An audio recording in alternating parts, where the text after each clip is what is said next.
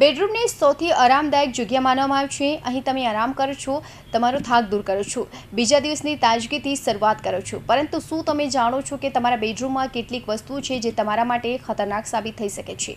તમારા બેડરૂમમાં ઘણી બધી ખતરનાક વસ્તુઓ છે જે તમને ઘણીવાર દેખાતી નથી। આ તમારા એકંદર સ્વાસ્થ્યને નુકસાન પહોંચાડી શકે છે। જૂનું ઓશીકું।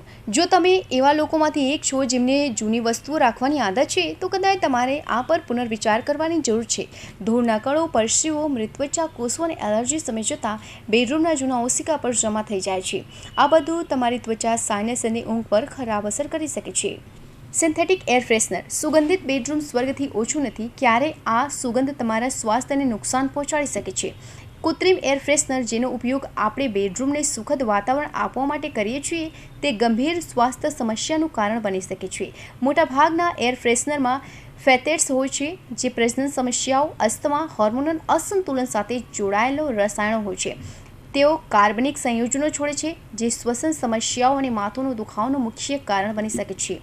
જો કે આપણામાંથી મોટાભાગના લોકો માને છે કે એર ફ્રેશનર હાનિકારક નથી, પરંતુ એવું નથી। સારી ગંધની સાથે તમે તમારા બેડરૂમમાં ઝેરી તત્વો પણ ફેલાવો છો। તમે તમારા બેડરૂમને સારી સુગંધ આપવા માટે કુદરતી ફ્રેશનરનો ઉપયોગ કરી શકો છો। જૂના ગાદલા। જૂના ગાદલાનો ઉપયોગ પણ તમારા માટે ખતરનાક સાબિત થઈ શકે છે। જૂના ગાદલાનો ઉપયોગ કરવાથી તમારા સ્વાસ્થ્યને ઘણા પ્રકારના નુકસાન થઈ શકે છે। સમય જતાં જૂના ગાદલામાં ધૂળ, પરસેવો અને ફગ પણ લાગી જાય છે। જો તમારું ગાદલું 7 થી 10 વર્ષ જૂનું થઈ ગયા છે અને તમે સવારે ઉઠો ત્યારે તમને દુખાવો અથવા થાક લાગે છે, તો તે એક સંકેત છે કે તમારું ગાદલું બદલવું જોઈએ।